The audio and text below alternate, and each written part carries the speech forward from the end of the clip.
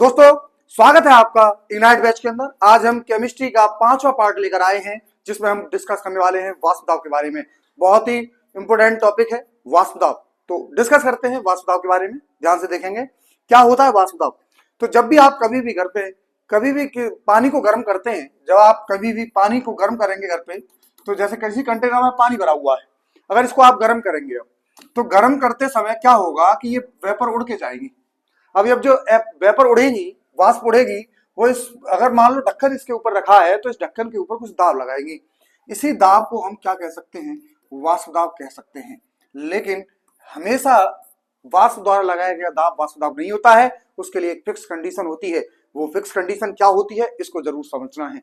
क्या होता है वाष्प दाब? तो हमने कहा कि जब किसी भी कंटेनर में पानी है और उसको गर्म कर रहे हैं, तो जो वाष्प निकल रही होगी वो वाष्प दाब लगाएगी। उस दाब को हम क्या कहेंगे? वाष्प दाब। लेकिन हर कंडीशन में उसको वाष्प दाब नहीं कहेंगे। कौन सी कंडीशन में कहेंगे? तो एक शब्द इस्तेमाल होता है परिभाषाओं में, जिसे हम कहते हैं साम्यावस्था में। कौन सा शब्द इस्तेमाल करते हैं? साम्यावस्था में द्रव की वाष्प द्वारा लगाया गया दाब वाष्प दाब कहलाता है। साम्यावस्था में इस द्रव की वाष्प के द्वारा जो दाब लगाया जा रहा है, साम्यावस्था में द्रव की वाष्प द्वारा लगाया गया दाब, वाष्प द्वारा लगाया गया दाब, साम्यावस्था में द्रव की वाष्प के द्वारा लगाया गया दाब क्या कहलाता है? वाष्प दाब कहलाता है। ये आपको समझ में आया होगा कि साम्यावस्था में द्रव की वाष्प के द्वारा लगाया गया दाब क्या कहलाता है? वाष्प दाब। हाँ, आप में से कुछ लोगों को ये डाउट आ रहा होगा कि साम्यावस्था का क्या मतलब है। हो सकता है कुछ लोग जानते हो, 11th क्लास में आपने अच्छे से पढ़ा हो, लेकिन कुछ लोग ऐसे भी होंगे जिनको साम्यावस्था का मतलब नहीं पता होगा। तो ध्यान से देखेंगे साम्यावस्था का क्या मतलब है। तो साम्यावस्था समझते हैं क्या है। जब भी हम कोई भी अभिक्रिया करा रहे होते हैं और अगर वो दो डायरेक्शन में हो रही होती है, जैसे ए से बी भी बन रहा है और बी से ए भी बन रहा है, तो ऐसी अभिक्रियाओं में साम्यावस्था आती है। कब आती है ऐसी साम्यावस्था? जब ए से बी के बनने की दर और बी से ए के बनने की दर दोनों ही बराबर हो जाएं, तो ऐसी कंडीशन को हम क्या कहते हैं? साम्यावस्था कहते हैं। लेकिन यहाँ इसका क्या यूज होगा, यहाँ इसको कैसे देखेंगे? तो आप ध्यान से देखें कि जब आप पानी को गर्म करेंगे, तो गर्म करते समय आप जब भी देखेंगे, इस पर ढक्कन अगर आपने रख दिया है, आप अपने घर पे जब कभी पानी गर्म करते हैं तो आप ध्यान से देखना कि जैसे ही इस पानी को गर्म करेंगे तो यहाँ पर पानी की बूंदें जम जाएंगी। क्या जम जाएंगी? पानी की बूंदें जम जाएंगी। वो पानी की बूंदें क्यों जमी? तो हमने कहा कि पानी की बूंदें क्यों जमी, तो इस प्रक्रिया का नाम होता है संघनन। और जब यहाँ पर जो पानी गर्म हो रहा है, इस प्रक्रिया का नाम होता है वाष्पन। यानी कि पानी का वाष्प में बदलना वाष्पन कहलाता है, और उस वाष्प का फिर से पानी में बदलना संघनन कहलाता है। यानी कि दोनों ही एक दूसरे की रिवर्स प्रोसेस है। वाष्पन होता है पानी का वाष्प में बदलना, और संघनन होता है वाष्प का पानी में बदलना। अब दोनों ही प्रक्रियाएं एक साथ चलती हैं जब भी हम पानी को गर्म करते हैं, और जब पानी को गर्म करते हैं तो वाष्पन भी हो रहा है, संघनन भी हो रहा है। तो यहाँ पर भी क्या आएगी? साम्यावस्था। हाँ जी, बिल्कुल सही समझे। कब आएगी साम्यावस्था? जब वाष्पन की दर और संघनन की दर बराबर हो जाएगी। तो यह साम्यावस्था का मतलब है वाष्पन की दर बराबर हो संघनन की दर के, वाष्पन की दर बराबर हो संघनन की दर को। तो इसी कंडीशन में साम्यावस्था होती है, और साम्यावस्था में द्रव की वाष्प के द्वारा लगाया गया दाब वाष्प दाब कहलाता है। आपको ये समझ में आया होगा, बेहतर समझ में आया होगा। उम्मीद कर रहे हैं कि ये पूरी तरह से आपको क्लियर है। वाष्प दाब क्या होता है कि द्रव की वाष्प के द्वारा लगाया गया दाब, लेकिन हर कंडीशन में नहीं, केवल उसी कंडीशन में जहां वो साम्यावस्था में होगा, तो उसकी दाब को क्या कहेंगे? वाष्प दाब कहेंगे। एक चित्र से और समझते हैं, एक डायग्राम से, क्योंकि डायग्राम बहुत ही जरूरी होता है, जिससे आपको इमेज बनती है, क्रिएट होती है इमेज, तो वो ज्यादा समय तक याद रखने में मदद करती है। अब जरा देखेंगे वाष्प दाब को एक चित्र से देखते हैं। और नोट्स की बात करें तो नोट्स तो केवल इतना ही लिखना है, साम्यावस्था में द्रव की वाष्प द्वारा लगाया गया दाब वाष्प दाब कहलाता है। और साम्यावस्था का मतलब है लिखना कि साम्यावस्था का मतलब है वाष्पन की दर बराबर होती है संघनन की दर के। समझ में आया? अब इसके बाद हम बात करें आगे, तो चित्र के द्वारा समझेंगे। अब ये आपके सामने एक चित्र बना हुआ है। अब इस चित्र में आप देखें कि ये वेपर उड़ के जा रही हैं, और यहाँ पे जो दाब लग रहा है, इसी को इन्होंने वाष्प दाब का नाम दिया। और क्या क्या? बंद पात्र में द्रव की वाष्प के द्वारा लगाया गया दाब, यही क्या कहलाता है? वाष्प दाब कहलाता है। इसमें कोई भी डाउट नहीं होना चाहिए, कोई भी दिक्कत होना चाहिए, बहुत अच्छी तरह से समझ में आ गया होगा। अब जैसे ही एक बात करें एक क्वेश्चन की, तो वाष्प दाब क्या होता है? तो क्या होता है वाष्प दाब? तो ठोस के द्वारा लगाया गया दाब होता है क्या? नहीं होता है। गैस के द्वारा लगाया गया दाब नहीं होता। तो इसका सही आंसर क्या हो जाएगा? सी। द्रव के वाष्प के द्वारा लगाया गया दाब क्या कहलाता है? वाष्प दाब कहलाता है। ऐसे ही ऑब्जेक्टिव क्वेश्चन अगर कहीं आ जाएगा तो आप बहुत ही इजीली इसको सॉल्व कर सकते हैं। वाष्प दाब क्या होता है? द्रव की वाष्प द्वारा लगाया गया दाब होता है। अब बात करते हैं कि वाष्प दाब को प्रभावित करने वाले कारक। प्रभावित करने वाले कारक, फिर से हमने कहा कि प्रभावित करने वाले कारक, इस लाइन का क्या मतलब होता है? इस लाइन का मतलब होता है कि कौन सी ऐसी चीज है जो वाष्प दाब को बढ़ाएंगी, कौन सी ऐसी बातें हैं जो वाष्प दाब को घटाएंगी। तो कौन सी ऐसी चीजें हैं जो वाष्प दाब को बढ़ा सकती हैं? तो आपको 3 चित्र में 3 बोतल दिखाई दे रही हैं। कौन कौन सी 3 बोतल हैं? एक ईथर की है, एक अल्कोहल की और एक पानी की है। दिख रहा होगा। आप जानते हैं कि ईथर, अल्कोहल और पानी में सबसे जल्दी उड़कर कौन जाएगा? एस्केपिक टेंडेंसी, छोड़कर जाने वाली, पलायन करने की जो प्रवृत्ति है वो ज्यादा किस में होने वाली है? ईथर में, अल्कोहल में या पानी में? तो आप जानते हैं ईथर वाष्पशील होता है, बहुत ज्यादा, बहुत जल्दी उड़ता है। यानी कि इसके कणों के बीच में अगर आकर्षण बल कम हुआ, इसके कणों के बीच में अगर आकर्षण बल कम हुआ तो वाष्पन, इसका जो वाष्प बनने की दर है वो ज्यादा होगी और वाष्प दाब भी ज्यादा होगा। इसीलिए ईथर का वाष्प दाब सबसे ज्यादा, फिर अल्कोहल का सबसे लास्ट में, पानी का वाष्प दाब सबसे कम हो गया, क्योंकि आकर्षण बल पानी में सबसे ज्यादा रहे होंगे। तो इससे आपको समझ में आया होगा कि वाष्प दाब को प्रभावित करने वाले पहला कारक होता है खुद पदार्थ की प्रकृति। अगर उसके बीच में लगने वाला आकर्षण बल कम है तो उसका वाष्प दाब ज्यादा होगा। तो हमने क्या कहा? एक पहला पॉइंट, आकर्षण बल कम है तो वाष्प दाब ज्यादा होगा। और चित्र में देखिए, टेम्परेचर, तापमान का क्या प्रभाव पड़ेगा? आप बताओ, ज्यादा टेम्परेचर देंगे, ज्यादा गर्म करेंगे तो वाष्प दाब ज्यादा होगा, कम होगा? बताएं। बिल्कुल क्लियर है, तापमान ज्यादा होगा तो वाष्प दाब ज्यादा होगा। क्लियर है, इसमें कोई दिक्कत नहीं होनी चाहिए। अब देखो, द्रव का जो पृष्ठ क्षेत्रफल है, सरफेस है, सरफेस एरिया, अगर आप देखिए इस बर्तन में, इस बर्तन में, इस बर्तन में, सबसे ज्यादा पानी उड़ने के चांस किस में ज्यादा रहेंगे? जहां ज्यादा सरफेस होगा, जहां ज्यादा जगह से उड़ने के चांस होंगे, यानी कि सरफेस एरिया ज्यादा हो, पृष्ठ क्षेत्रफल उसका ज्यादा हो, तो ऐसी कंडीशन में वाष्प दाब ज्यादा होता है। और क्या है? अशुद्धि या विलय मिलाने से, अगर आप नमक डाल देंगे पानी में, केवल एक जगह पानी भरा हुआ है, एक जगह कंटेनर में केवल पानी भरा हुआ है और एक जगह नमक को डाल दिया है, तो उड़ने के लिए जगह ज्यादा काम लेगी, उड़ने के लिए ज्यादा जगह काम लेगी केवल पानी में, तो वाष्प दाब कहाँ ज्यादा होगा? केवल पानी में। यानी कि कोई भी वाष्पशील विलय मिलाते हैं तो वाष्प दाब घट जाता है। कोई भी पदार्थ ऐसा मिलाते हैं जिसकी वाष्प नहीं बनती हो, वो उससे वाष्प दाब घट जाता है। यहाँ इस चैप्टर के अंदर 2 बातें बहुत ज्यादा यूज होने वाली हैं, इसलिए ध्यान से समझेंगे इन दोनों शब्दों को। एक होता है वाष्पशील पदार्थ। कौन सा पदार्थ? वाष्पशील। एक होता है वाष्पशील पदार्थ और एक होता है अवाष्पशील पदार्थ। तो दोनों ही पदार्थों में, वाष्पशील हो चाहे अवाष्पशील हो, इन दोनों का मतलब आपको पता होना चाहिए। वाष्पशील का मतलब होता है जिसकी वाष्प बन जाती हो, अवाष्पशील का मतलब है जिसकी वाष्प नहीं बनती हो। वाष्पशील का मतलब क्या है? जिसकी वाष्प बन जाती हो। अवाष्पशील का मतलब जिसकी वाष्प नहीं बनती हो। हमने कहा वाष्प दाब क्या होता है? साम्य अवस्था में द्रव की वाष्प द्वारा लगाया गया दाब क्या कहलाता है? वाष्प दाब कहलाता है। अब हमने कहा वाष्पशील और अवाष्पशील 2 तरह के पदार्थ हैं। कौन से पदार्थ का वाष्प दाब ज्यादा होगा? वाष्पशील का। इसके पीछे कारण क्या होता है? वाष्पशील पदार्थ में आकर्षण बल कम होते हैं। क्या होते हैं? आकर्षण बल कम होते हैं। इसका मतलब हम कह सकते हैं कि पदार्थ की प्रकृति का क्या असर पड़ेगा वाष्प दाब के ऊपर? तो हमने कहा वाष्प दाब ज्यादा कब होगा? जब आकर्षण बल कम होंगे। यानी कि उसके जो पार्टिकल है, मान लो ये पार्टिकल है किसी पदार्थ के, अगर इनके बीच में आकर्षण बल ज्यादा लग रहा है तो क्या ये उड़ के जाएगा? क्या जाएगा उड़ के? नहीं जाएगा। इसका मतलब यहाँ पर वाष्प दाब कम होगा क्योंकि आकर्षण बल ज्यादा है। तो आकर्षण बल ज्यादा होता है तो वाष्प दाब कम हो जाता है, और आकर्षण बल कम होता है तो वाष्प दाब ज्यादा हो जाता है। रटना नहीं है, समझना है कि ज्यादा ताकत से चीजें बंधी हुई, क्या उड़ के जाएगी? नहीं जाएगी, तो वाष्प दाब कम होगा। अब हम देखें कि वाष्प दाब को प्रभावित करने वाले कारक में कौन कौन से फैक्टर हैं। तो सबसे पहले तापमान का फैक्टर है। आप ज्यादा गर्म करेंगे, ताप बढ़ाएंगे तो वाष्प दाब बढ़ जाएगा। ताप बढ़ाने पर वाष्प दाब बढ़ता है। आप समझ रहे होंगे कि ताप बढ़ाने पर वाष्प दाब बढ़ जाता है। दूसरा है पृष्ठ क्षेत्रफल। पृष्ठ क्षेत्रफल क्या है? वही हमने बताया कि एक छोटी सी जगह में से पानी उड़ रहा है और एक बहुत बड़ी जगह में से पानी उड़ रहा है। किस जगह से वाष्प दाब बढ़ेगा? किस जगह से वाष्प दाब बढ़ेगा? जब पृष्ठ क्षेत्रफल ज्यादा होगा तो वाष्प दाब ज्यादा होगा। पदार्थ की प्रकृति में हमने कहा कि आकर्षण बल कम होंगे तो वाष्प दाब ज्यादा होगा। आकर्षण बल कम तो वाष्प दाब ज्यादा, तो वाष्प दाब ज्यादा होगा। और अवाष्पशील पदार्थ मिलाने से क्या होता है? अवाष्पशील पदार्थ मिलाने से वाष्प दाब घट जाता है। और इस चैप्टर का एक महत्वपूर्ण टॉपिक है राउल्ट का नियम। तो राउल्ट के नियम में इस बात की पर चर्चा जरूर की जाएगी कि अवाष्पशील पदार्थ मिलाने से वाष्प दाब घट जाता है, और इसी को राउल्ट का नियम कहते हैं।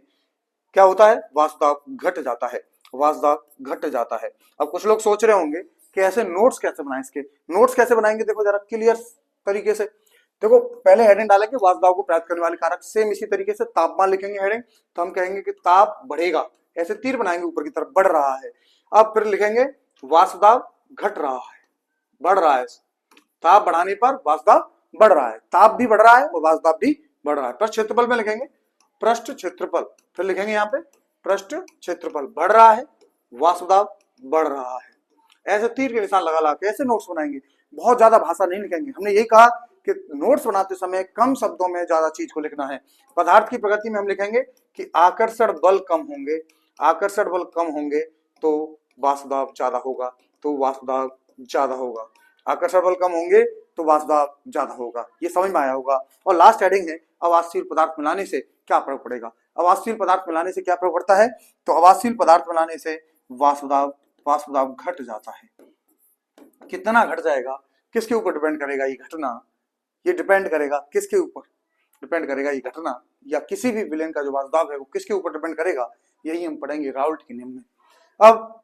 अब ये टॉपिक जो भी है कितना समझ में आया आपको, कितने अच्छे से समझ में आया, वो इस बात से डिपेंड करेगा कि इससे रिलेटेड जो भी क्वेश्चन है आपको उन्होंने कितने आसानी से किया। आपने बहुत आसानी से अगर कर लिया तो इसका मतलब आपको ये टॉपिक बहुत अच्छी तरह से समझ में आया होगा। तो देखेंगे कुछ क्वेश्चंस, और क्वेश्चंस बहुत ही इंपॉर्टेंट है, बहुत बेहतरीन क्वेश्चन आपके लिए लेकर आए हैं। तो सबसे पहला क्वेश्चन, वाष्प दाब किस पर निर्भर करता है, किस पर निर्भर करता है, तो बताएंगे क्या द्रव की प्रकृति पर वाष्प दाब निर्भर करेगा, तो जी हाँ करेगा।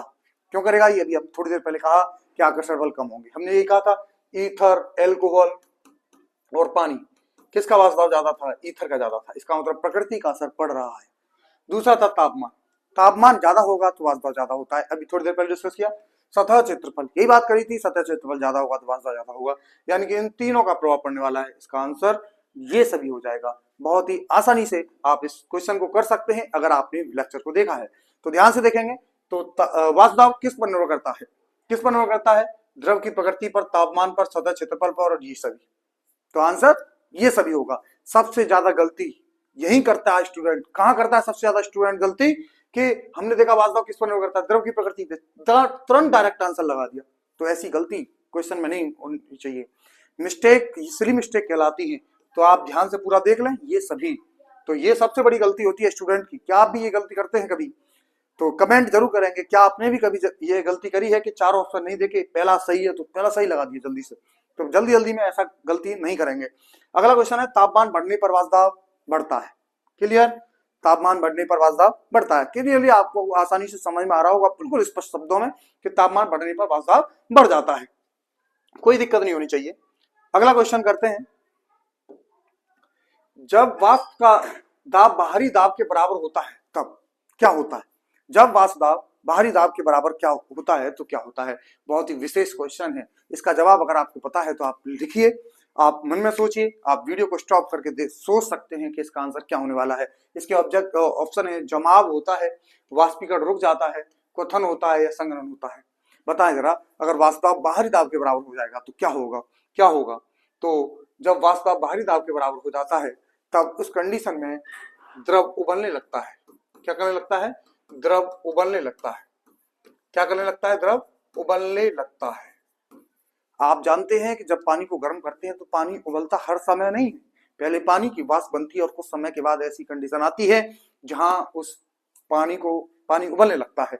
वो कंडीशन कौन सी होती है, पानी उबलने कब लगता है, कोई भी द्रव उबलने कब लगता है, जब उसका वाष्प दाब बाहरी दाब के बराबर हो जाता है। तो ऐसी कंडीशन में उस प्रक्रिया में कोई भी द्रव उबलने लगता है, और जिस ताप पर ये द्रव उबलने लगता है, जिस ताप पर ये द्रव उबलता है, जिस ताप पर ये द्रव उबलता है, जिस ताप पर ये द्रव उबलता है उसे क्वथनांक कहते हैं, उसे क्वथनांक कहते हैं, उसे क्या कहते हैं, क्वथनांक कहते हैं।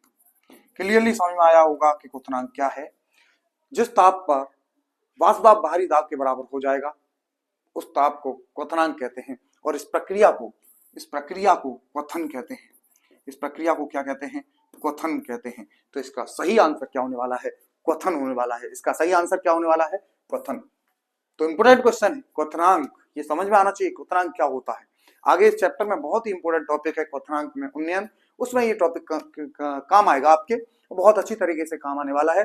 तो ध्यान से देखा है आपने कि क्वथनांक क्या होता है, जब द्रव का वाष्प दाब बाहरी दाब के बराबर हो जाता है तो उस कंडीशन में उस ताप को क्या कहते हैं, क्वथनांक। जैसे जो जल होता है, शुद्ध जल की अगर हम बात करें तो शुद्ध जल का क्वथनांक कितना होता है 100 डिग्री सेल्सियस। तो 100 डिग्री सेल्सियस का क्या मतलब होता है कि इसका जो द्रव का पानी का जो वाष्प दाब है वो वायु दाब के बराबर हो जाता है। इस कंडीशन में 100 डिग्री सेल्सियस पर द्रव का जो जल का वाष्प दाब है वो भारी दाब के बराबर होता है, यानी कि 100 डिग्री सेल्सियस पर पानी उबलना प्रारंभ कर देता है और इसी को इसका क्वथनांक कहते हैं। पानी का क्वथनांक निश्चित रहेगा जब तक इसमें आप कुछ मिलाएंगे नहीं। अब कैसे क्वथनांक को कैसे इफेक्ट करेंगे, कैसे क्वथनांक घटेगा या बढ़ेगा, आगे हम डिस्कस करेंगे लेक्चर्स में। फिलहाल हम जो बात कर रहे हैं अगला क्वेश्चन आपके सामने है, वाष्प दाब मापने की इकाई है। वाष्प दाब मापने की इकाई है तो क्या इकाई है इसमें से, जूल, पास्कल, क्या ऑप्शन होने वाला है इसका, केल्विन, मोल, क्या ऑप्शन होने वाला है। देखिए जरा ध्यान से, जूल होने वाला है, पास्कल, केल्विन, मोल क्या होने वाला है। तो दाब का मात्रक क्या है, दाब लग रहा है शब्द, तो दाब का जो मात्रक होगा वही यही होगा। तो दाब का मात्रक क्या होता है, पास्कल होता है। इस तरीके से आप बेहतर क्वेश्चन कर पा रहे होंगे अगर आपने टॉपिक को ढंग से समझा है। तो हम कह रहे हैं एक बार फिर से कि टॉपिक को समझें उसके बाद क्वेश्चन स्टार्ट करें। डायरेक्ट क्वेश्चन स्टार्ट करेंगे तो आपको दिक्कत हो सकती है, और तुक्का नहीं मारेंगे, कंसेप्ट समझेंगे और चारों चीजों को समझेंगे, चारों ऑप्शन समझेंगे कि क्या मतलब होता है इसका। तो इसीलिए ध्यान से देखिए आगे इंपोर्टेंट क्वेश्चंस को, और इंपोर्टेंट क्वेश्चन देखेंगे ध्यान से। तो देखिए क्या अगला क्वेश्चन, किसी द्रव का वाष्प दाब अधिक होने का अर्थ है। कोई द्रव है उसका वाष्प दाब ज्यादा है, क्या है उसका वाष्प दाब ज्यादा है, तो इस वाष्प दाब ज्यादा होने का क्या मतलब है।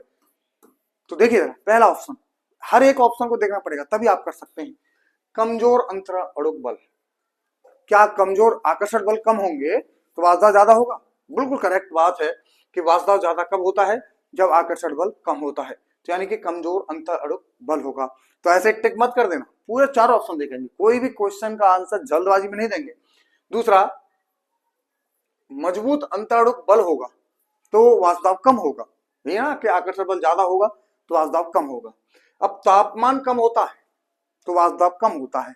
अगर को सोच लीजिए कि अगर क्वेश्चन में यहाँ ताप कम की जगह ज्यादा दे देता तो क्या होता कि किसी द्रव का वाष्प दाब अधिक होने का क्या अर्थ हो जाएगा, तापमान अधिक होना भी है और कमजोर अंतराणुक बल भी है, तो दोनों ऑप्शन हो जाते हैं। इसीलिए ऑप्शंस को पूरे पढ़ेंगे ध्यान से, और लास्ट में तो कोई नहीं है। तो कौन सा इसका आंसर सही है, अगर कम के साथ लेके जाएंगे तो ए, और इसमें कम की जगह अधिक होता तो क्या होता, ये दोनों ऑप्शन सही हो जाते हैं, ए और सी। तो ध्यान देंगे। तो किसी द्रव का वाष्प दाब अधिक होने का क्या मतलब होता है कि उसके बीच में आकर्षण बल कम है, उसके कणों के बीच में आकर्षण बल कम है। आकर्षण बल, अंतराणुक बल, अंतःअणुक मतलब अणुओं के बीच लगने वाला बल, अंतःअणुक बल क्या है, कम है, अंतःअणुक बल कम है। तो कमजोर अंतःअणुक बल की वजह से वाष्प दाब ज्यादा होता है किसी भी द्रव का। अगला क्वेश्चन है कि शुद्ध द्रव में वाष्प दाब का मान, शुद्ध द्रव में वाष्प दाब का मान स्थिर रहता है क्या, अगर तापमान स्थिर रहेगा तो स्थिर रहेगा, बदलेगा, शून्य रहेगा या अनंत होता है। शुद्ध द्रव के अंदर शुद्ध पानी का वाष्प दाब, अगर हम बात करें शुद्ध पानी का वाष्प दाब, अगर हम ताप को बदल नहीं रहे तो क्या होने वाला है, क्या होने वाला है शुद्ध द्रव का या शुद्ध पानी का वाष्प दाब, तो जीरो होने वाला है क्या, वाष्प दाब नहीं होगा ना।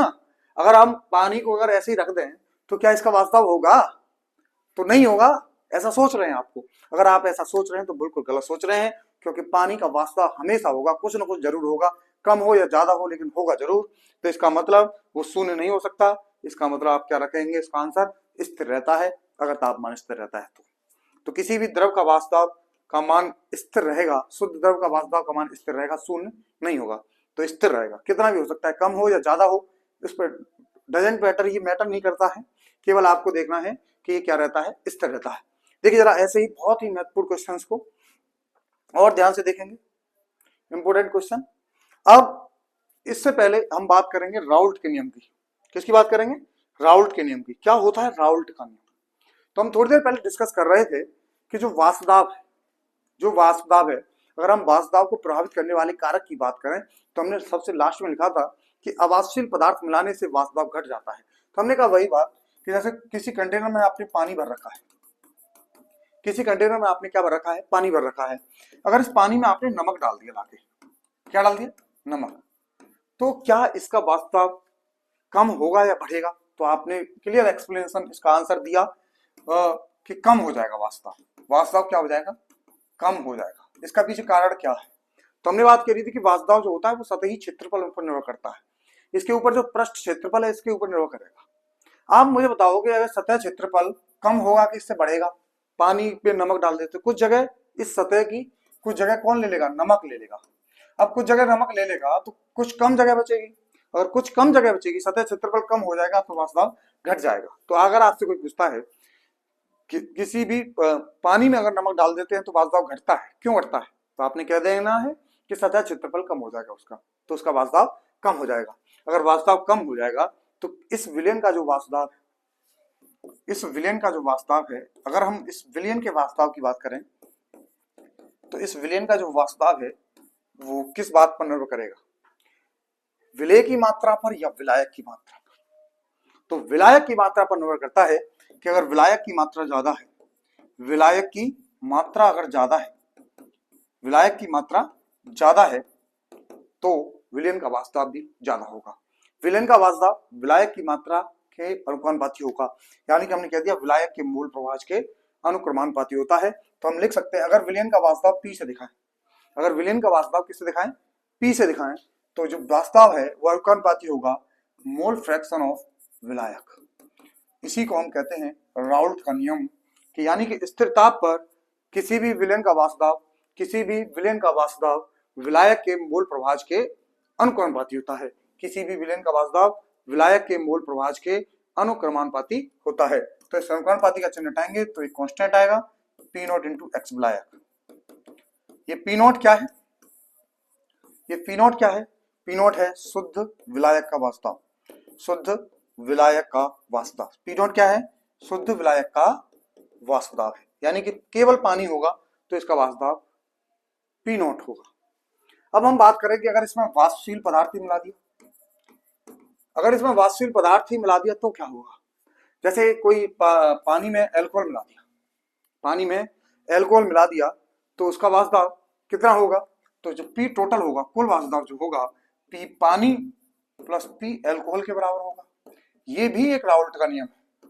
उन्होंने कहा कि अगर दोनों ही चीजें वाष्पशील होगी तो कुल वाष्प दोनों के आंशिक वाष्प के योग के बराबर होता है। कुल वाष्प दोनों के आंशिक वाष्प के योग के बराबर होगा। एक तो नियम ये है किसी भी विलयन का वाष्प विलायक के मोल प्रवाह के समानुपाती होता है। ये सब कौन सी कहानी है? स्थिर ताप पर। ये हर जगह पर आपको क्या लगना है? स्थिर ताप पर किसी भी विलयन का वाष्प विलायक के मूल प्रवाह के समानुपाती होता है। दूसरा आपको क्या लगना है कि कुल वाष्प दोनों घटकों के आंशिक वाष्प के योग के बराबर होता है। तो एक बार लिख देते हैं कि कुल वाष्प, किसी भी विलयन का कुल वाष्प उपस्थित घटकों के आंशिक वाष्प के योग के बराबर होता है। उपस्थित घटकों के आंशिक वाष्प के योग के बराबर होता है। आंशिक वाष्प के योग के बराबर होता है, के योग के बराबर होता है।